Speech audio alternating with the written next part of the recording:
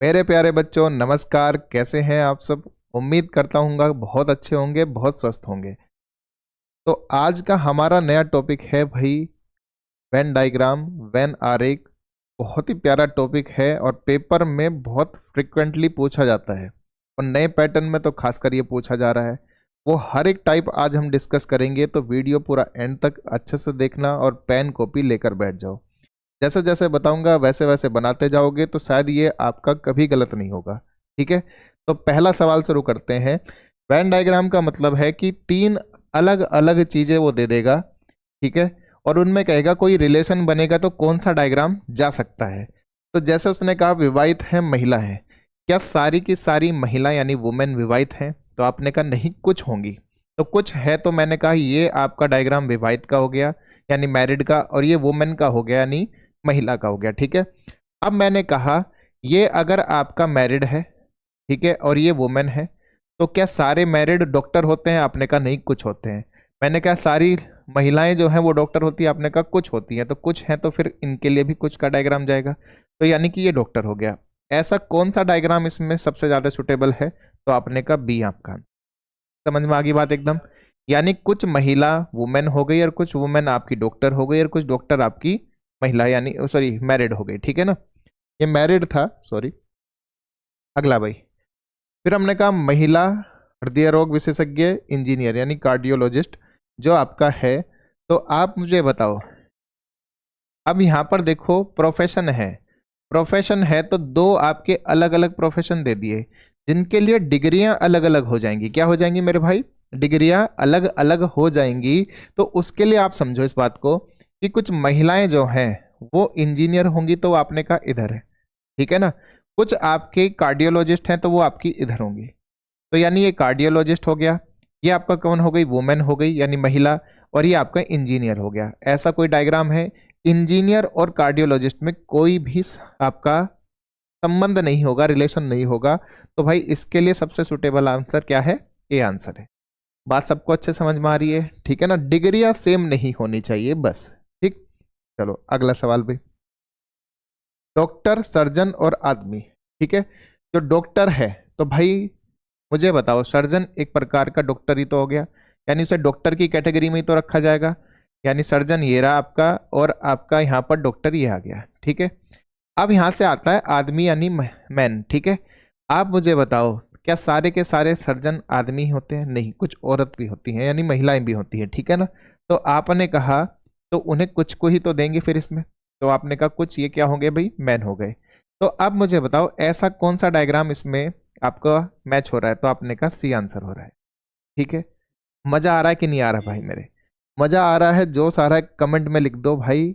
अभी 26 जनवरी का माहौल भी है, कल ही आपकी 26 जनवरी थी, तो जय हिंद आपका कमेंट हो जाना चाहिए। ठीक है मेरे भाई, और करते रहा करो, मजा आता है यार इन चीजों में। ठीक है, मतलब अच्छा लगता है आपकी चीजें देखकर। मैं सबके कमेंट पढ़ता हूँ, आपको पता होगा, सबको अच्छे से रिप्लाई भी कर देता हूँ अधिकांश बच्चों को।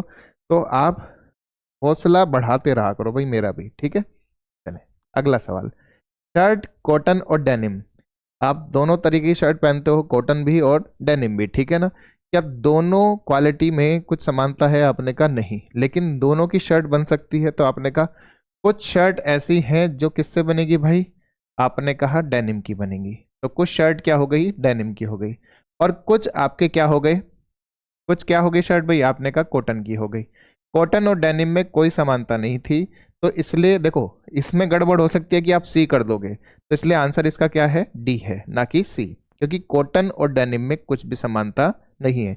तो जो चीज दूर दूर है उन्हें दूर दूर ही रहने देना है, पास पास नहीं लाना है। ठीक है मेरे भाई, चलें आगे। अगला, महिला, माँ और एक्टर। तो मुझे बताओ ये जो महिला है इन्हीं के अंदर तो सारी माँ आ जाएंगी, हाँ या ना? तो आपने कहा ये माँ है, ठीक है ना, और ये महिला हो गई। अब यहां से बात आती है, क्या आपके सारी माँ एक्टर हैं? तो आपने कहा नहीं, कुछ हैं जो बाय प्रोफेशन एक्टर हैं। तो एक्टर देखो यहां पर ये मत समझना कि सर एक्टर का तो एक्ट्रेस होता है, एक्टर तो अलग हो गए यानी उसमें आ गए, नहीं भाई। एक्टर में मेल और फीमेल दोनों आते हैं, ठीक है ना। इसलिए हमने कुछ को रखा कि कुछ महिलाएं ही जो हैं वो एक्टर में आ रही हैं, बाकी सब कौन है, फीमेल है, सॉरी मेल है आपके, बाकी सब कौन है, मेल है। तो ये डायग्राम यानी एक्टर का डायग्राम क्या हो गया, ये हो गया। याद रखो एक्टर में मेल और फीमेल दोनों होते हैं, इसलिए मेल वाले सेक्शन को अलग रखा है महिला से। तो ऐसा कौन सा आंसर जा रहा है, डी आंसर जा रहा है। ठीक है मेरे भाई, पढ़ता चलूं आगे, चलो। इंजीनियर, चिकित्सक और शादीशुदा लोग, तो ये मैंने अभी आपको कराया बिल्कुल एकदम, जहां पर कार्डियोलॉजिस्ट और डॉक्टर की बात है, उसकी इंजीनियर की बात थी। तो ये आपके कमेंट में मुझे, मतलब आप कमेंट करके बताओगे क्या इसका आंसर होगा, ठीक है ना, आपका होमवर्क। चलिए, वेल, मैमल्स और रेप्टाइल्स, यानी कि वेल स्तनधारी और आपका सरीसृप, ठीक है। तो आपने कहा वेल जो है एक प्रकार की मेमल होती है, स्तनधारी जानवर होती है। तो यही अगर मैं मेमल्स का बनाऊंगा, ठीक है ना, तो आपने कहा इसी के अंदर वेल आ गई, नहीं आ गई, आए ना। लेकिन जो रेप्टाइल होते हैं, सरीसृप होते हैं, वो इस कैटेगरी से यानी मेमल से अलग होते हैं, जो जमीन पर रेंगने वाले आपके जानवर कह लो या कीट पतंगे कह लो, ठीक है ना, ये सारे जितने भी हैं आपके, ठीक है। तो ये इसमें आ जाते हैं। तो यानी आपका ये डायग्राम कौन सा इसमें सुटेबल है, तो आपने कहा सी आपका डायग्राम, ठीक है ना। आपने कहा वेल तो आ गई मेमल के अंदर और रेप्टाइल हो गया अलग आपका, ठीक है ना। चले, जिन भाई ने अभी तक टेलीग्राम नहीं किया है वो जाकर अभी टेलीग्राम को ज्वाइन कर ले, ठीक मेरे भाई। सारे के सारे नोट्स अब तो लगभग लगभग आपका बहुत बहुत परसेंट कोर्स आपका कंप्लीट हो चुका है। सारे नोट्स आपको वहाँ अवेलेबल हो जाएंगे, आप जाकर वहाँ दोबारा से रिवीजन करो, अच्छे से प्रैक्टिस करो, सब चीज़ करो। इस बार टारगेट जो आपका 80 में 80 है कि मैथ और रीजनिंग में आप पूरे 80 में 80 मार्क्स लाओगे, तो वो वहीं पॉसिबल होगा जब आप टेलीग्राम से जाके उन्हें रिवीजन भी कर रहे होंगे मेरे भाई, ठीक है। तो अभी जाकर उसे ज्वाइन कर लो। अगला, टेबल, लकड़ी और स्टील। तो मुझे बताओ, लकड़ी और स्टील में कुछ भी समानता नहीं है, तो ये दोनों तो अलग अलग हो जाएंगे।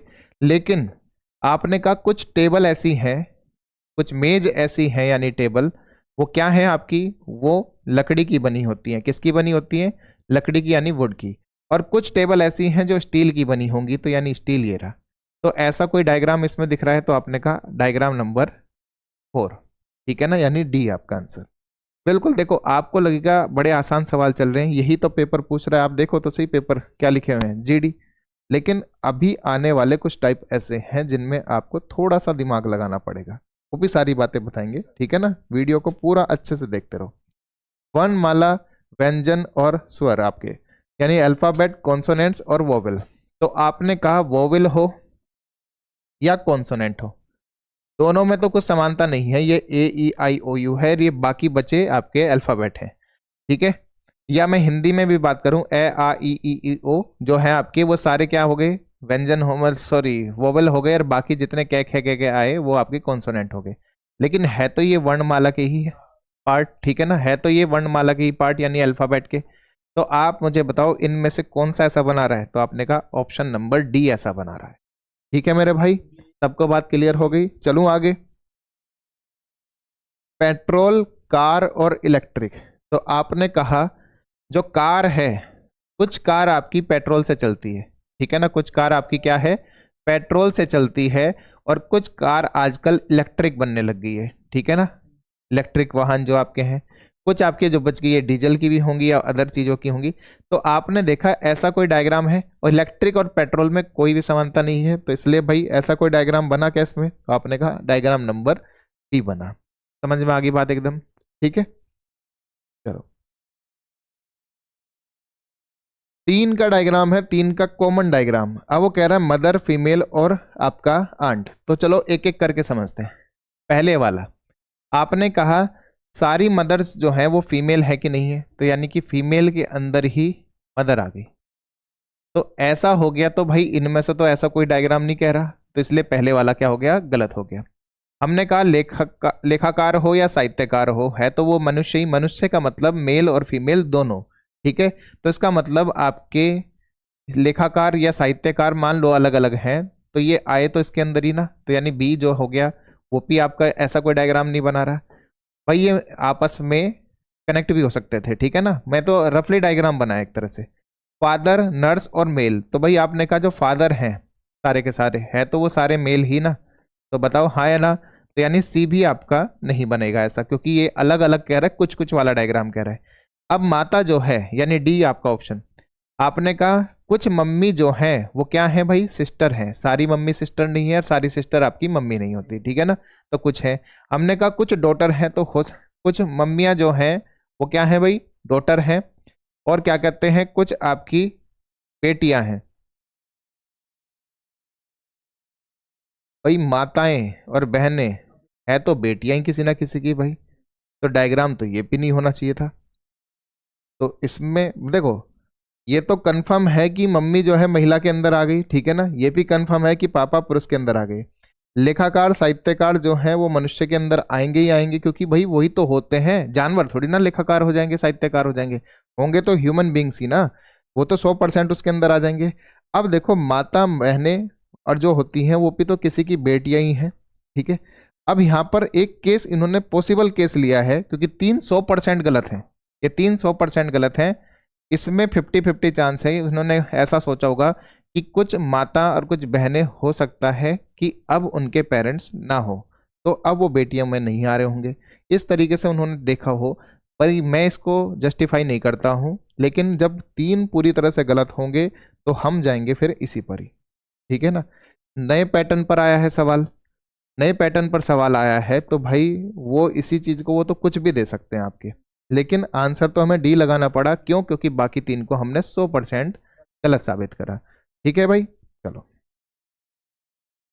अगला, हाउस, विंडो और टेनेंट, ठीक है, यानी घर, खिड़की, किराएदार। ओके, तो भैया किराएदार तो घर खिड़की से अलग हो गया, तो जबकि ये तो सबका कॉमन एरिया बता रहा है, तो ये गलत हो जाएगा, ठीक है ना। पैराग्राफ, वाक्य और पेन, पेन अलग हो गया तो ये भी अलग हो गया। ट्रक, जहाज, ट्रक और जहाज ही अलग अलग हैं दोनों, तो यानी ये भी गलत हो गया। अब बचा क्या, ये आपने कहा एक सप्ताह होता है, ठीक है ना। बहुत सारे सप्ताह से, 4-5 सप्ताहों से मिलकर एक महीना बनता है, महीने से 12 महीनों से मिलकर एक पूरा साल बनता है, ठीक है ना। तो यानी इस प्रकार का डायग्राम है, तो ये डायग्राम यही तो हुआ, तो यानी बी आपका 100% हो। यानी इस तरीके से भी आपके सवाल पूछे जाते हैं, ठीक है। चलो अगला, यूपी पुलिस कांस्टेबल 2024।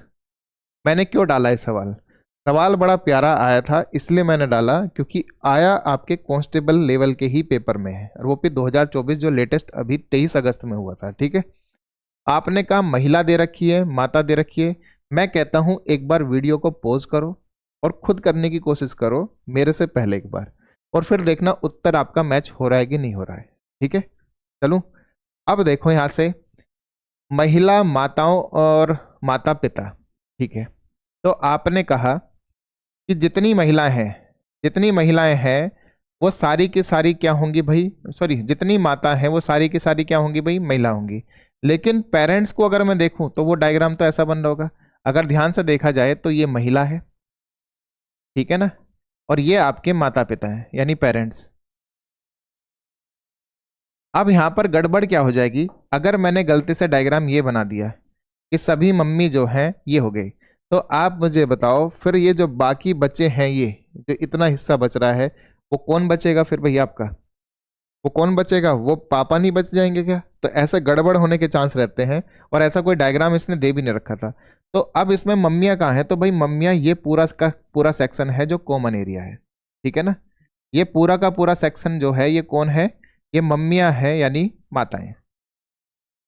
सवाल बहुत ही अच्छा था, बहुत ही अच्छा, मतलब एक बार को बच्चा कंफ्यूज हो जाए।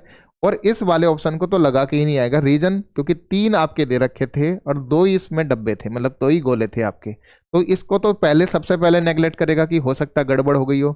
इन्हें में से फिर तुक्के बिठा के आएगा, 100% तुक्के बिठा के आएगा। जबकि आंसर इसका ये है कि आपने कहा महिला वाले गोले में इतना सेक्शन जो है वो मम्मियों का है यानी माताओं का, तो जो बाकी बच गई ये कौन है भाई, ये पापा है, यानी पेरेंट्स में, माता पिता में ये कौन है जो बाकी बच गए, जो महिला के बाहर बाहर हैं वो पापा लोगों के। तो आंसर इसका बी ही था, आंसर इसका क्या था भाई, बी ही था। इसलिए मैंने ये सवाल आपको इसमें समझाया है। समझ में आ गई बात भाई, सबको बात क्लियर हुई कि नहीं हुई? चलो माता, मौसी और बहनें, पापा, चाचा और भाई, ये भी सीजीएल ने पूछा हुआ है अभी जो हाल फिलहाल में हुआ, ठीक है ना। तो आपके दोनों सवाल आए हैं तो हम एक समझ लेते हैं। चलो, माता, मौसी और बहनें, आप मुझे बताओ, कुछ जो आपके हैं, कुछ जो आपकी माता हैं वो क्या है भाई? मौसियां हैं। क्या है भाई? मौसियां हैं, ठीक है। हाँ या ना कर दो इस बात पे। कुछ माता जो है वो क्या है भाई? मौसी है। जिनके बहनें हैं वो क्या बन जाती है भाई? मौसी। और जो सिंगल होती है या भाई होता है जिनके, वो मौसी नहीं बन पाती, तो वो माता इधर आ गई। बाकी कुछ में आपकी चली गई। और कुछ मौसी अभी शादी नहीं हुई है या बच्चे नहीं है, तो इसलिए वो क्या नहीं है भाई? आपका अभी माता नहीं बनी है। यहां तक बात क्लियर। अब यहां से बात आती है सबसे अच्छी बात, कि अब बहनों को कैसे रखेंगे। तो हमने कहा कि सारी जो मौसी होती है, मौसी का मतलब क्या होता है अगर मैं यहां लिखूं तो, आपने कहा मौसी का जो मतलब होता है वो क्या होता है, तो आपने कहा मम्मी की बहन, ठीक है ना। क्या होती है भाई? मम्मी की बहन होती है। तो बहन होती है कि नहीं है, इसका मतलब मौसी अपने आप में ही बहन है। तो जितनी मौसियां हैं तमाम, जितनी मौसियां हैं तमाम, वो सारी की सारी क्या होंगी भाई? बहनें होंगी। तो वो सारी की सारी क्या होंगी? बहन होगी, ठीक है ना। ये तो मौसियों का था और ये बहन का है। तो अब मुझे बताओ, ऐसा कोई डायग्राम है क्या? तो आपने कहा सी डायग्राम ऐसा है, ठीक है। फिर से बात समझो, बहनों में सारी मम्मियां नहीं आ सकती। अगर कोई मम्मी अपने माता पिता के एक इकलौती संतान थी, तो ना उनके भाई भाई है, ना उनके कोई बहन है, तो वो फिर अब सिंगल रह गई, तो वो बहन नहीं बन सकती। लेकिन सारी की सारी मौसियां अगर हैं, तो मौसियों का नाम ही होता है मम्मी की बहन, ठीक है ना। तो इसलिए आपका बहन को हमने इसमें रखा है। समझ में आ गई बात एकदम? वो वाले नहीं है, ये मौसियां वो वाली नहीं होती है। अच्छा, किसी के मन में आ रहा होगा, सर उन्हें भी तो मौसी कहते हैं कि नहीं? जैसे भाई की शादी हुई और हम उनके ससुराल जा रहे हैं, ठीक है ना, और वहां जाके जब हमें उनकी सास को क्या कहना पड़ता है, तो मौसी जी नमस्ते करना पड़ता नहीं भाई? वो मौसी बस एवं ही बोल दिया, वो कोई स्पष्ट आपका रिलेशन नहीं है, ठीक है ना। तो वो बस बोल देते हैं कि भाई कुछ अच्छा लगे, सामने वाले को अच्छा लगता है, ठीक है। चलो, मौसी जनरल केस में रहता है मम्मी की बहन, ठीक है भाई। अब देखो, कुछ सवाल आएंगे आपको, ऑलरेडी एक डायग्राम बना कर देगा, ठीक है ना। ऑलरेडी क्या देगा? एक डायग्राम बना कर देगा। उसमें कुछ आपको डाटा दे देगा कि क्या है भाई, हर एक आकृति का मतलब क्या है। जैसे मैं कहूँ, वेन डायग्राम इसने दिया है, एक हाई स्कूल के छात्र के पसंदीदा विषय को दर्शाता है, यानी फेवरेट सब्जेक्ट्स को दर्शाता है, ठीक है ना। आयत जो है यानी रेक्टेंगल जो है, वो क्या बता रहा है भाई? वो फिजिक्स को बता रहा है, यानी भौतिक को, ठीक है ना। फिर हमने कहा जो सर्किल है वो किसको बता रहा है भाई? अंग्रेजी यानी इंग्लिश को बता रहा है। और जो त्रिकोण है यानी ट्राइंगल है, वो किसको बता रहा है? वो मैथ को बता रहा है, ठीक है। अब इसके आधार पर हमें सवाल का उत्तर देना है, कितने छात्रों को तीनों के तीनों विषय पसंद है। तीनों के तीनों विषय पसंद होने का मतलब है इन तीनों का कॉमन एरिया। इन तीनों का क्या है? Common area. आप मुझे बताओ वो एरिया जिसमें तीनों कॉमन आ रहे हो। तो मैंने कहा ये अगर मैं देखूं ध्यान से, तो इसमें क्या क्या आ रहा है? सर्किल है क्या इसमें? आपने कहा ठीक। मैंने कहा ये आपका रेक्टेंगल है इसमें, तो आपने कहा बिल्कुल आयत भी है। मैंने कहा इस एरिया में क्या है? ट्राइंगल भी आ रहा है कि नहीं आ रहा है? तो यानी इस एरिया में कितने लोग हैं? 11 लोग हैं। तो ये जो 11 लोग हुए, ये जो 11 लोग हुए, ये कौन आते हैं भाई? ये 11 लोग जो हैं ये कौन आते हैं जिसे तीनों के तीनों पसंद है। समझ में आ गई बात एकदम? सबको बात क्लियर हुई कि नहीं हुई? ठीक है ना। चाहे तो मैं इसे और स्पष्ट तरीके से बता दूं, ये सर्किल है, सर्किल में नंबर है 27, 19, 18 और 11, ठीक है। आयत में जो नंबर है वो क्या है? 21, 18, 11 और 9, ठीक। फिर मैंने कहा ट्राइंगल के अंदर नंबर क्या है? 11, 9, 19 और आपका 24। तो आप मुझे बताओ तीनों में कॉमन एरिया क्या है? तो आपने कहा 27 इसमें है, दूसरे में किसी में नहीं है। 19 इसमें है, इसमें नहीं है, इसमें भले ही हो लेकिन तीनों में तो नहीं है। हमने कहा 18 इन दोनों में है लेकिन तीसरे में नहीं है। लेकिन 11 जो है वो इसमें भी है, इसमें भी है, इसमें भी है। इसका मतलब ये 11 लोग जो हैं, ये 11 लोग जो हैं ये तीनों को पसंद करते हैं। ये किसको पसंद करते हैं भाई? तीनों को। तो इसलिए आंसर क्या हो गया आपका? 11 आंसर हो गया, यानी बी आंसर। क्लियर है बात सबको भाई? तीनों सब्जेक्ट पसंद करने वाले। चलो अगला। हमने कहा फिर से यही बात कि ये फिजिक्स को पसंद कर रहे हैं, ये इंग्लिश को, और ये आपका मैथ को, ठीक। पूछ रहा है कितने छात्रों को फिजिक्स यानी भौतिकी और गणित दोनों पसंद है लेकिन अंग्रेजी नहीं। तो सबसे पहले गणित और फिजिक्स को पसंद करने वालों का कॉमन एरिया देख लो, यानी ट्राइंगल और आपका रेक्टेंगल उसका पसंद एरिया मतलब कॉमन एरिया। तो आपने कहा 11 और 9, कौन सा एरिया है वो? आपने कहा ट्राइंगल और इसका क्या है एरिया भाई? 11 और 9।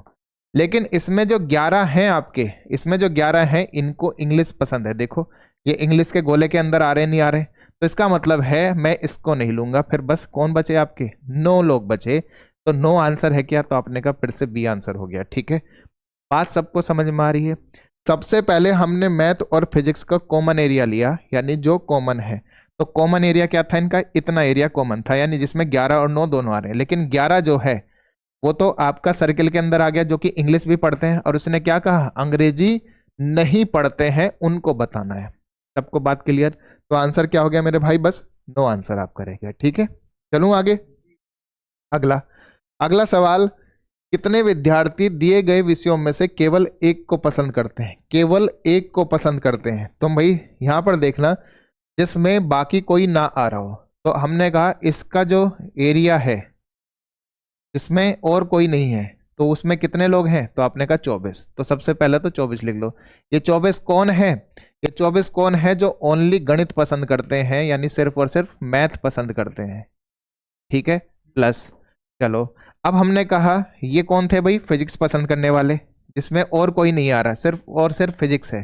तो आपने कहा ओनली फिजिक्स पसंद करने वाले, यानी भौतिकी पसंद करने वाले कितने हैं ये? आपने कहा 21 है। प्लस कितने लोग ऐसे हैं, कितने लोग ऐसे हैं जो आपका और कुछ पसंद नहीं करते अंग्रेजी के अलावा? किसके अलावा? अंग्रेजी के, यानी ओनली इंग्लिश। ओनली इंग्लिश को पसंद करने वाले कितने हैं? तो आपने कहा 27 है। कितने हैं? 27 है। अगर मैं तीनों को जोड़ दूं, अगर मैं तीनों को जोड़ दूं तो आपने कहा 24 और 21 कितना हो गया भाई? 45। 45 और 27 कितना हो गया भाई? 72। तो 72 लोग ऐसे थे सिर्फ और सिर्फ एक सब्जेक्ट, चाहे वो ओनली मैथ हो, चाहे वो ओनली फिजिक्स हो, चाहे वो ओनली इंग्लिश हो, सिर्फ गणित हो, सिर्फ भौतिक विज्ञान हो, या सिर्फ आपका क्या हो? अंग्रेजी हो, ऐसा पसंद करने वाले मात्र 72 हैं। कितने हैं भाई? 72। सबको बात क्लियर हो गई? पढ़ूं आगे? लो जी, अब इस पे सवाल कि कम से कम 2 सब्जेक्ट को, यानी कम से कम 2 विषयों को क्या करता हो? पसंद करता हो। तो भाई इस बात को पहले लिखवा देता हूं, कम से कम 2 विषय, कम से कम 2 को पसंद करने वाला, 2 को पसंद करने वाला। ठीक है ना? तो इसका मतलब क्या होता है? जो ओनली 2 को पसंद करे, ठीक है ना, और ज्यादा से ज्यादा तीनों को पसंद करे। ठीक है ना? तो जो ओनली 3 को भी पसंद करे। भाई 3 ही तो है इसमें सब्जेक्ट, हाँ है ना? ये क्या है? फिजिक्स, ये क्या है? इंग्लिश, और ये क्या है? मैथ। तो अब आप मुझे बताओ, जो सिर्फ दोनों को पसंद करता है ऐसा कौन सा एरिया है? तो हमने कहा एक तो एरिया देखो, अब हम किस एरिया की बात कर रहे हैं? हम इस एरिया की बात कर रहे हैं जिसमें आपके कम से कम 2 आ रहे हैं। तो जितना भी ये एरिया है जो मैंने ग्रीन कलर से कवर्ड कर दिया पूरा, आप इसमें देखो कौन कौन आ रहा है। इसमें बात आ रही है किस किस की? 19 कौन है जो पसंद करते हैं इंग्लिश को और मैथ को? हाँ है ना? 19 कौन है जो इंग्लिश को और मैथ को पसंद करते हैं? 9 कौन है जो मैथ और आपका फिजिक्स को पसंद करते हैं? 18 कौन है जो इंग्लिश और फिजिक्स दोनों को पसंद करते हैं? 11 कौन है जो मैथ, इंग्लिश और फिजिक्स तीनों को पसंद करते हैं? तो यानी इनको लिख दो आप। तो आपने कहा 19 को लिखा, ठीक है, मैं नीचे लिख भी दूंगा, अभी रुक जाओ। 18 को लिखा, 9 को लिखा और 11 को लिखा। ठीक है, तो ये जो तीनों है, ये तीनों है, ये तो ओनली 2 के लिए है। किसके लिए है भाई? ओनली 2 के लिए। और ये 11 जो है ये सिर्फ ओनली 3 को पसंद करते हैं। ठीक है ना? ओनली 2 में कौन कौन है भाई? ओनली 2 में कौन कौन है? तो आपने कहा 19 लोग जो पसंद करते हैं वो इंग्लिश और मैथ ओनली, इंग्लिश और मैथ ओनली। ठीक है भाई, चलो केवल 2 सब्जेक्ट हुए कि नहीं हुए? केवल 2 को पसंद करने वाला। 18 कौन है? तो 18 आपने कहा 18 वो है जो इंग्लिश और फिजिक्स ओनली, तो ओनली इंग्लिश और फिजिक्स को पसंद करते हैं। ठीक है ना? और 9 कौन लोग हैं? तो आपने कहा 9 लोग हैं आपके मैथ और, सॉरी मैथ कह रहा हूं, फिजिक्स और मैथ को पसंद करने वाले, तो ओनली फिजिक्स और मैथ, ये आपका आ गया। ठीक है ना? अब सबको बात क्लियर हुई कि नहीं हुई? तो ओनली टू को अब सबको जोड़ दो एक बार। 19 और 9, तो 9 और 11 कितने हो गए भाई? तो आपने कहा 9 और 11 20 हो गए, 20 18 38 हो गए, 19 दूनी 38, 19 तिया 57। तो 57 ऑप्शन में है क्या? तो ऑप्शन नंबर सी आपका आंसर आ गया। यानी यही है वो आंसर जो कम से कम 2 सब्जेक्ट को पसंद करते हैं। क्लियर होगी बात भाई सबको? ठीक है, बढ़ू आगे। तो जी अगला सवाल। अब देखो इस बार कैसे कैसे सवाल पूछे जा रहे हैं आपके। दिए गए चित्र में कौन सी संख्या उस भूरे जानवर को दर्शाती है जिसकी पूंछ नहीं है? भूरे जानवर, तो यानी जानवर भी हो, भूरा भी हो और पूंछ ना हो जिसके। तो आप देखो ये क्या कह रहा है, ये कह रहा है ओनली भूरा जानवर, ओनली भूरा जानवर। ठीक है ना, ये कहना चाह रहा है। तो सबसे पहले हमने क्या देखा कि जानवर भी हो और भूरा भी हो, ऐसा कौन सा एरिया है? तो आपने कहा ये एरिया है, दोनों का कॉमन एरिया है। तो यानी कौन कौन हो गए भाई? 5 और 7 हो गए। लेकिन इसमें जो 7 है, तो 7 आ गया है जिसके पूंछ भी है, 7 आ गए जिसके पूंछ भी है, पूंछ के अंदर आगे नहीं आ गए 7, तो आपको इसे हटाना पड़ेगा नहीं पड़ेगा? तो यानी कितने रह गए? 5 रह गए। क्या 5 ऑप्शन में है? तो आपने कहा ऑप्शन नंबर सी हो गया। सबको बात क्लियर? ओनली भूरा जानवर कह रहा है क्योंकि उसने कहा भूरा प्लस जानवर हो लेकिन पूंछ ना हो। तो भूरा और जानवर पहले लिया तो 5 7 12 थे, लेकिन पूंछ नहीं होने के कारण 7 उसमें से हटा दिए गए, तो 5 रह गए। ठीक है ना, चलो अगला। अगला हम देखते हैं भाई।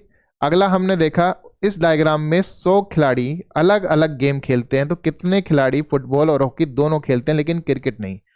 फुटबॉल और हॉकी, तो फुटबॉल और हॉकी खेलने वाले लोग कहाँ हैं? तो आपने कहा ये रहा। 5 और 15 लोग जो हैं, ये 20 लोग जो हैं फुटबॉल और हॉकी दोनों खेलते हैं। अभी क्रिकेट की कोई बात नहीं हुई, लेकिन उसने कहा वो क्रिकेट नहीं खेलने चाहिए। वो क्या नहीं खेलने चाहिए भाई? क्रिकेट नहीं खेले। तो क्रिकेट का गोला जो ये था उसमें से ये 5 हटा दो, नहीं हटा दो भाई, ये गोला पूरा इसका है, तो 5 तो क्रिकेट भी खेल रहे हैं, तो इन 5 को हटा देंगे, तो आंसर क्या रह जाएगा भाई मेरे? 15 रह जाएगा। सबको बात क्लियर हो गई? बढ़ू आगे, चलिए अगला सवाल। अगला सवाल भी बिल्कुल सेम ही है। कितने लोग केवल हिंदी जानते हैं? तो भाई अब आपको डायग्राम देखना है, उत्तर देना है फटाफट कमेंट में। ठीक है मेरे भाई, तो ये आपका आंसर कमेंट में होना चाहिए। लो जी अगला मैं बता देता हूं। अगला कह रहा है कि कौन सा अक्षर यानी कि लेटर जो है रिप्रेजेंट उनको दर्शाता है जो डांसर भी हो, नर्तक हो, गायक हो और वायलिन वादक हो भी हो। ठीक है ना, चलो यानी कि तीनों के तीनों हो, जो तीनों के तीनों होंगे। तो तीनों के तीनों का कॉमन एरिया क्या है? तो आपने कहा अगर ध्यान से देखा जाए फिगर को, तो ये जो फिगर में आपका क्यू है, ये क्यू क्या कह रहा है? नहीं एक सेकंड भाई, इसमें कलाकार भी आ रहे हैं, तो नर्तक भी हो, हमारे 3 है, तो इसने एक के बारे में बात नहीं करी है। अच्छा कलाकार है, ओके सॉरी। उसने कहा उन कलाकारों को दर्शाता है जो नर्तक, गायक और वायलिन वादक तीनों हो। भाई ये कलाकार का है, ये किसका है? कलाकार। ठीक है ना, कलाकार का मतलब आर्टिस्ट। ठीक है, गायक का मतलब आपका क्या हो गया? सिंगर्स। और आपका वायलिन वादक ये हो गया वायलिनिस्ट। और आपका क्या कहते हैं? कलाकार। तो ये अच्छा कलाकार नीचे था, ये कौन है? तो फिर एक रह गया इसमें, एक सेकेंड एक सेकेंड एक सेकेंड, डांसर है ये कौन है? ये डांसर है यानी नर्तक है। ठीक है ना, चलो अब हमने कहा ये डांसर भी आ गया, गायक भी आ गया, वायलिन वादक भी आ गया, कलाकार भी आ गया। ठीक है मेरे भाई, अब इन चारों चारों का कॉमन एरिया लेना है, क्योंकि वो कह रहा है कि वो आर्टिस्ट जो तीनों के तीनों हो, तो ऐसा तो बस क्यू ही है। बताओ हाँ या ना? बीच में बैठा क्यू ही है, जिसमें गोले के अंदर भी आ गया है क्यू, ट्रायंगल के अंदर भी आ गया है क्यू, आपका इस रेक्टेंगल के अंदर भी आ गया क्यू और स्क्वायर के अंदर भी आ गया क्यू। तो यानी कि आपका क्यू जो है हर जगह आ रहा है, तो क्यू सबसे कॉमन एरिया है, तो इसलिए आंसर क्या हो गया भाई? क्यू हो गया। ठीक है,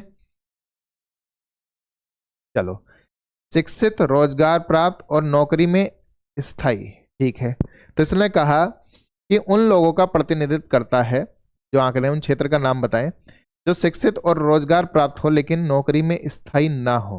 ठीक है ना, शिक्षित और रोजगार हो। ठीक, सबसे पहले तो शिक्षित और रोजगार वाला एरिया लो भाई। शिक्षित और रोजगार वाले एरिया में आपने कहा बी भी है, ई भी है और डी भी है। यही तो है बीच में, शिक्षित भी है और रोजगार पाने वाले लोग भी हैं। ठीक, लेकिन उसमें क्या ना हो? तो उसने कहा नौकरी में स्थायी ना हो। तो मना कर दिया, नहीं कर दिया। तो नौकरी में स्थायी ये लोग हैं जो ट्रायंगल में आ रहे हैं, ठीक है। तो अगर मैं इसको हटा दूं तो अब मेरा क्या बचा, बस बी और डी बचा कि नहीं बचा। बी और डी कौन से ऑप्शन में है, सी ऑप्शन में है मेरे भाई, ठीक है। चलूं आगे, लो जी। अब तीसरा टाइप आता है, टाइप नंबर 3 है इसका, जहां ये आंकड़ों के बेस पर आपको डायग्राम बनाकर सोल्व करना रहेगा। क्या करना पड़ेगा, सोल्व करना पड़ेगा, ठीक है ना। जैसे आपको कुछ इंफॉर्मेशन दे रखी है, क्या दे रखी है कि एक कक्षा में 60 छात्र हैं। कितने छात्र हैं भाई, 60 छात्र हैं। तो हमने कहा ये रही वो कक्षा, ठीक है ना, इसमें 60 छात्र ये रहे, ठीक है, 60 छात्र आपके ये रहे। मैंने कहा टोटल कितने हैं भाई, 60। कोई दिक्कत यहां तक। अब हमने कहा 30 को केवल गणित यानी मैथ पसंद है, तो 30 को मैथ पसंद है, तो मैथ ये रहा। और इनको क्या है, इस गोले को 30 के 30 लोगों को क्या पसंद है भाई, मैथ पसंद है। हमने कहा 35 लोगों को साइंस और 10 को दोनों पसंद है। 35 लोगों को तो साइंस है, साइंस का गोला ये रहा, जिसमें हम कह देते हैं ये कितने हैं, 35 लोगों को है, ठीक है। और 10 जो है इसमें जो दोनों को पसंद करते हैं वो ये रहे, हाँ या ना भाई, ठीक है। कोई दिक्कत यहां तक। अब हमने कहा अगर हम इस गोले को देखें तो गोला कितने का है, तो आपने कहा 30 का है। 30 में अगर 10 इतना हिस्सा हो गया, इतना हिस्सा, तो बाकी बचा कितना रह गया, 20। हमने कहा ये गोला कितने का है, 35 का है, 10 इतने हो गया, तो ये कितना रह गया, 25। तो सवाल जो है आपका पहला, केवल गणित पसंद करने वाले कितने हैं, केवल गणित, उसमें आपका साइंस का कोई रोल नहीं हो, तो केवल गणित पसंद करने वाला एरिया हो गया आपका ये रहा, जिसमें साइंस नहीं आ रहा। तो कितने लोग हैं इसमें, पिंक वाले एरिया में, तो आपने कहा 20। तो 20 ऑप्शन में है क्या, तो ऑप्शन नंबर डी हो गया मेरे भाई, ठीक है। फिर हमने कहा केवल विज्ञान पसंद करने वाले कितने हैं, तो केवल विज्ञान पसंद करने वाले भाई, तो साइंस को देखेंगे तो साइंस का गोला हो गया ये रेड वाला, ठीक है ना। इसमें कहीं पर मैथ का कोई रोल नहीं है, तो कितने हो गए भाई, 25 हो गए। तो 25 आपका ये हो गया, ठीक है। फिर उसने कहा कोई भी विषय पसंद ना करने वाले कितने हैं, तो भाई मैं कहूं ये 20 जो है ओनली मैथ, ये 25 जो है ओनली साइंस, और ये 10 जो है ये दोनों को पसंद करते हैं। यानी ये जितने लोग हैं अंदर जो व्हाइट कलर से लिखे हैं, जिसके नीचे मैंने लाइन खींची है, ये कुछ ना कुछ तो पसंद करते हैं कि नहीं करते हैं। तो अगर मैं सबको जोड़ दूं कि 20 + 10 + 25, जो कि बन गया आपका 55, तो 55 लोग ऐसे हैं जो कुछ ना कुछ पसंद करते हैं। टोटल कितने हैं, 60। तो 60 में से अगर ये कुछ ना कुछ पसंद करने वाले हटा दूं, जो कुछ ना कुछ पसंद करते हैं, तो कितने रह जाएंगे भाई, 5 रह जाएंगे, जो कुछ भी पसंद नहीं करते, कुछ भी पसंद नहीं करते, ठीक है। और पूछा इसका क्या मतलब है, पसंद नहीं करते, और पूछा क्या उसने, तो कोई भी विषय पसंद ना करने वाले कितने हैं, तो आपने कहा कितने होंगे, वो 5 होंगे। क्या ऑप्शन में है, ऑप्शन नंबर सी। सबको बात क्लियर हो गई अच्छे से भाई। एक डायग्राम से हमारे सारे क्वेश्चन इजीली हो गए, ठीक है। चलूं आगे, तो जी अगला सवाल, 40% लोग चाय पीते हैं। 40% लोग क्या पी रहे हैं भाई, चाय पी रहे हैं, ठीक है ना। उसके बाद उसने कहा 50% कॉफी पीते हैं, 10% चाय और कॉफी दोनों पीते हैं। कितने प्रतिशत लोग ना तो चाय पीते हैं ना ही कॉफी। ये बिल्कुल तीसरे वाला जैसा सवाल हो रहा है कि नहीं हो रहा है, ठीक है। आपको कहोगे सर यहाँ तो टोटल नहीं दे रखा, तो भाई परसेंटेज की बात आई तो टोटल परसेंट कितना होता है, 100 ही तो होता है। तो टोटल एक तरह से 100% दे दिया, नहीं दे दिया। चलो अब देखते हैं। उसने कहा सबसे पहले चाय पीने वाले लोगों को बनाया, ठीक है, चाय ये रही, और कितने हैं ये, तो आपने कहा ये 40% है। हमने कहा फिर गोला बनाया हमने कॉफी पीने वालों का, तो कॉफी पीने वाले जो हैं आपके ये कितने हो गए भाई, तो आपने कहा 50% हो गए, और 10% ऐसे हैं जो दोनों पीते हैं। तो आप मुझे बताओ ये कितना रह गया, 30%। अगर ये 40 का गोला था, 10 यहाँ पर आ गया, तो ये कितना रह गया, 30। मैंने कहा ये 50 का था, 10 ये रह गया, तो ये कितना हो गया, 40। तो आप मुझे बताओ 30% प्लस 10% और 40% टोटल मिलाकर हो गए 80%, जो कुछ ना कुछ तो पसंद करते हैं कि नहीं पसंद करते हैं। जिनको या तो केवल चाय पसंद है या केवल कॉफी पसंद है या दोनों पसंद है, 80% वही तो हुआ। तो टोटल कितने हैं, 100। 100 में से अगर ये 80 हटा दूं, 100 में से अगर ये 80 हटा दूं, तो मुझे जो 20% मिले, इसका मतलब वो ना तो चाय पीते हैं, ना तो चाय पियेंगे, और ना ही कॉफी, ना ही क्या पियेंगे भाई, कॉफी पियेंगे। तो इसका मतलब आंसर क्या हो गया, 20% हो गया, यानी सी आंसर। समझ में आ गई बात भाई, सबको बात क्लियर हो गई नहीं हो गई, ठीक है। बढ़ूं आगे, चलिए अगला। एक क्लास में 200 छात्र हैं, ठीक है ना। उसने कहा क्लास में 2 सब्जेक्ट यानी 2 विषयों में परीक्षा कंडक्ट कराई गई। वो क्या सब्जेक्ट थे? साइंस सब्जेक्ट और मैथ सब्जेक्ट, ठीक है ना। उसने कहा all student took the exam, it was observe that 80% of student pass in science, मतलब 80% छात्र जो हैं वो पास हुए हैं किसमें भाई? साइंस में, ठीक है। तो साइंस में मैं यहां लिख देता हूं, साइंस में पास होने वाले कितने हैं भाई?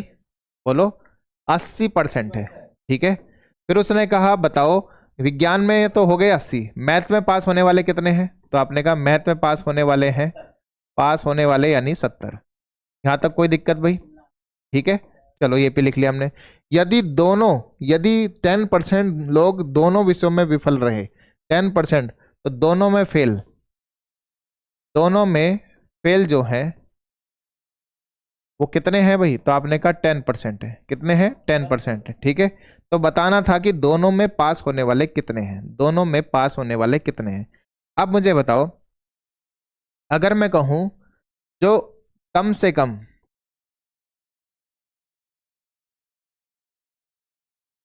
कम एक सब्जेक्ट में पास हो, वो कितने हैं भाई? तो आपने कहा वो 90% हो सकते हैं। कितने हो सकते हैं भाई? 90% हो सकते हैं, मतलब जो कम से कम एक सब्जेक्ट में क्या हो? पास हो। मैंने ये 90 क्यों कहा? क्योंकि दोनों में जो फेल है अगर 100 में से वो हटा दूं तो 90 रह जाएंगे। या दूसरा तरीका अगर मैं कहूं इसे, आप कह रहे साइंस में पास हैं, तो साइंस में फेल होने वाले कितने रह गए? जो फेल हैं, तो आप मुझे बताओ अगर 80% पास हुए तो 20% फेल है कि नहीं? चलो, हमने कहा मैथ में पास होने वाले कितने हैं? तो 70%। तो मैथ में फेल होने वाले कितने हुए भाई? मैथ में फेल होने वाले कितने हुए? तो आपने कहा 30% हो गए। कोई दिक्कत यहां तक भाई? फिर हमें दोनों में फेल होने वालों का पता है, ठीक है, इसे अभी होल्ड पर रखते हैं, इस बात को बाद में देख लेंगे। हमने कहा कि अगर गोला फेल होने वालों का ही बना दिया जाए, किसका? फेल होने वालों का। तो चलो उस पर ही काम करते हैं, फेल होने वालों का गोला बनाते हैं। ये किसमें है? साइंस में। साइंस में फेल होने वाले कितने हैं? 20% साइंस में फेल हो गए, ठीक है। हमने कहा मैथ में फेल होने वाले कितने हैं? तो मैथ में फेल होने वाले 30% हो गए। जो दोनों में फेल हैं वो कितने हैं? तो दोनों में फेल होने वाले कितने हो गए भाई? 10% हो गए। यहां तक तो डाटा आपको गिवन ही है पूरा, ठीक है। अब मुझे बताओ, जो लोग आपके साइंस में फेल हुए हैं वो 20 हैं पूरे, तो 10% अगर इतने हिस्से में, तो ये कितना रह गया? 10%। मैंने कहा ये पूरा 30% है जो मैथ में फेल हुए हैं, 10% दोनों में है, तो ये कितना रह गया? 20%। तो कम से कम एक में फेल कितने हो गए भाई? 10 + 10 + 20 यानी कि 40%। कम से कम एक में फेल कितने हो गए? 40%। अगर मैं ये 100 में से हटा दूं, 100% में से अगर ये कम से कम एक में फेल होने वाले हटा दूं, तो इसका मतलब जो बाकी 60% है वो ऐसे हैं कि नहीं है जो दोनों में पास होंगे? जो दोनों में पास होंगे, हाँ या ना भाई? इतना कह दो। तो आप मुझे बताओ 60% निकालना है मुझे, किसका? 200 छात्रों का। तो 200 छात्रों का 60% की बात करूंगा तो कितना आ जाएगा भाई? तो आपने कहा 200, क्योंकि 60% होता ऑप्शन में तो हम लगा देते, लेकिन 60 है तो 60/100। तो आपने कहा 100 से ये 2 जीरो से 2 जीरो उठ गया, तो 60 दूनी 120। तो 120 लोग ऐसे हैं जो दोनों सब्जेक्ट में क्या है भाई? पास है। बात सबको क्लियर हो गई? साइंस मैथ में पास वाले दे रखे, सबसे पहले फेल निकाला। फिर हमें दोनों में फेल दे रखे थे तो डायग्राम पूरा बना लिया। इससे हमें यह बात पता चली कि कम से कम एक सब्जेक्ट में फेल होने वाले कितने हैं? 40। अगर कोई एक सब्जेक्ट में भी फेल है तो वो दोनों में पास हो सकता है क्या? नहीं। तो 40 को अगर मैं साइड कर दूं तो जो बचे 60 हैं, इसका मतलब वो 100% ऐसी बात है कि वो दोनों में पास होंगे, ठीक है। तो इसका मतलब है 60% ऐसे हो गए जो दोनों में क्या है? पास हैं। और 200 का, क्योंकि कुल दे रखा था 200 छात्र यानी 200 स्टूडेंट्स दे रखे थे, तो उनका 60% निकालना है, तो क्या आ जाएगा भाई? 120 आ जाएगा। 120 ऑप्शन में आंसर नंबर सी है, ठीक है। बढ़ू आगे, लीजिए। आप 75 स्टूडेंट्स एक ग्रुप में, ठीक है। 12 को सिर्फ मैथ पसंद है, 15 को सिर्फ रीजनिंग पसंद है, 21 को सिर्फ हिंदी पसंद है, और 12 को हिंदी और मैथ दोनों पसंद है, 13 को इंग्लिश पसंद। इस बार 4 दे दिए भाई। अब 4 में कंफ्यूज क्या होते हैं? 4 में डायग्राम, 3 में तो चलो सोच लिया, 2 में डायग्राम ऐसा बना, 3 में डायग्राम ऐसा बन गया, लेकिन 4 में कैसा बनाए भाई? तो 4 में ऐसा कुछ करके बनाओगे तो किस में क्या रखे तो कंफ्यूजन तो बहुत ज्यादा हो जाएगा, तो इनसे बच के चलना है। आप बस ये देखो संबंध किन किन के बीच में क्या रखा है।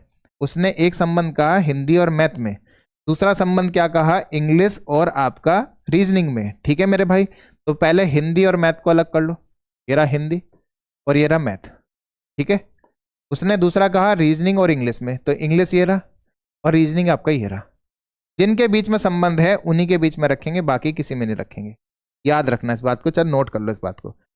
अब बताओ 75 स्टूडेंट हैं जिसमें 12 को सिर्फ क्या पसंद है भाई, 12 को सिर्फ ओनली मैथ पसंद है, तो ओनली मैथ, उसमें हिंदी नहीं आना चाहिए, तो ओनली मैथ यानी 12 ये रहा। ठीक है, उसने कहा 21 को सिर्फ हिंदी पसंद है, तो 21 जो है ऊपर आ गया, उसमें मैथ नहीं आएगा, तो यानी कि ऊपर आ गया। ठीक है ना। अब हमने कहा उसमें से जो 12 हैं उनको क्या पसंद है भाई, उनको दोनों पसंद है, यानी कि 12 आपके ये रहे, हिंदी भी और मैथ भी, तो भर गया एक आपका डायग्राम। हमने कहा 13 को सिर्फ क्या पसंद है, सिर्फ और सिर्फ इंग्लिश, तो 13 को सिर्फ इंग्लिश पसंद है, तो उसमें रीजनिंग नहीं आएगी। ठीक है, 15 को सिर्फ क्या पसंद है, रीजनिंग पसंद है, तो 15 आपके रीजनिंग में आ गए। और उसने कहा 2 को ऐसे थे वे जिनको इंग्लिश और रीजनिंग दोनों पसंद है, तो 2 ये आ गए। ठीक है मेरे भाई, तो डायग्राम का आपका डाटा जो है वो पूरा फिल हो चुका है, पूरा अच्छे से। जितनी इंफॉर्मेशन दे रखी थी वो भी हमने फिल कर ली। क्या याद रखना है, जिनके बीच में आपको डायग्राम बनाने को कहेगा इंग्लिश और मैथ, तो आपने कहा यहाँ पर जैसे हिंदी और मैथ के बीच में संबंध बता रखा था, और यहाँ पर इंग्लिश और आपका रीजनिंग के बीच में संबंध बता रखा था, तो 2 डायग्राम मैंने वही बनाए बस आपके। ठीक है, अब यहाँ से उसने कहा हिंदी पसंद करने वाले, उसने ये नहीं कहा ओनली हिंदी या सिर्फ हिंदी। ठीक है ना, हिंदी पसंद करने वाला गोला चेक करो, हिंदी पसंद करने वाला गोला कितना है भाई, आपने कहा ये रहा। उसमें 21 को भी हिंदी पसंद है, इन 12 को भी हिंदी पसंद है, तो टोटल हिंदी पसंद करने वाले कितने हो गए, तो आपने कहा हिंदी पसंद करने वाले हो गए 33। चलो, उसने कहा रीजनिंग पसंद करने वाले, तो रीजनिंग पसंद करने वाले भाई कहाँ है, ये रहे, तो आपने कहा 15 और 2 17, तो यानी कि 15 और 2, तो रीजनिंग पसंद करने वाले कितने हो गए, तो आपने कहा 17 हो गए। ये केवल है और ये पूरा रीजनिंग पसंद करने वाले है। ठीक है ना, उन्होंने कहा उनके बीच का डिफरेंस निकालना है, उनके बीच का क्या निकालना है, डिफरेंस। तो 33 और 16 17 के बीच का डिफरेंस कितना हो गया भाई, 16 आ जाएगा। कितना आ जाएगा, 16। ऑप्शन में 16 है क्या, ऑप्शन में 16 है क्या, सी। बात सबको समझ में आई कि नहीं आई, मजा आया कि नहीं है भाई, इस सवाल में मजा आ रहा है तो कमेंट में कहो भाई बहुत मजा आ रहा है। ठीक है ना, रुकने नहीं चाहिए कमेंट, कंजूसी बहुत दिखाते तुम। ठीक है, चलिए अगला सवाल। अगला सवाल थोड़ा सा मैं जूम करके दिखा देता हूँ, जूम करके दिखाया तो भाई सवाल पढ़ते हैं क्या है। उसने कहा तो हमारे नेचर को पसंद करने वाले लोग हैं। ठीक है, 15 सिर्फ तितलियां, एनटीपीसी का सवाल था, अच्छा सवाल था क्योंकि अलग अलग 4 चीज इसमें भी दे रखी है, तो इसलिए समझाना मेरा थोड़ा दायित्व है। उसने कहा 15 सिर्फ तितलियां देखना चाहते हैं। ठीक है, बटरफ्लाई, तो 15 को बटरफ्लाई पसंद है, अभी बाद में देखेंगे। 30 को सिर्फ आपका ओनली क्या है भाई, बर्ड पसंद करना चाहते हैं। 10 को मधुमक्खियां और तितलियां। देखो यहां से डायग्राम आपका बनना स्टार्ट होगा, जिन जिन के बीच में संबंध कह रहा है, मधुमक्खी और तितलियां, यानी कि जो बटरफ्लाई है और बी है उनके बीच में आपको रिलेशन। आपने कहा ये रही बी और ये रही आपकी बटरफ्लाई, बटरफ्लाई मैं बोल दे तो तितलियां ही लिख दो, टी फॉर तितलियां भाई। ठीक है, चलो। अब उसने कहा 15 सिर्फ तितलियां पसंद करते हैं, तो 15 को हमने यहाँ पर लिख लिया। ठीक है, चलो। उसने कहा 30 सिर्फ पक्षी को देखना चाहते हैं, अभी पक्षी का जिक्र नहीं है। 10 जो है तितलियां और ये बटरफ्लाई, यानी कि मधुमक्खी और तितलियां दोनों को पसंद करते हैं, कितने भाई 10। 20 पक्षी और मधुमक्खी, तो बी यानी पक्षी और मधुमक्खी को पसंद करते हैं 20, तो भाई 20 हमने ये लिख लिया, कोई दिक्कत यहां तक। अब इसने कहा कि ये कौन है भाई, पक्षी है, ये कौन है, पक्षी, और पक्षी का जिक्र और भी हो रखा है कि 30 सिर्फ पक्षी देखना चाहते हैं, तो पक्षी देखना चाहते हैं 30 ये रे भाई। ठीक है ना, चलो, यानी यहां तक हम अपना डाटा पूरा लेकर आ चुके हैं भाई। मधुमक्खियां देखना चाहते हैं 20 तक।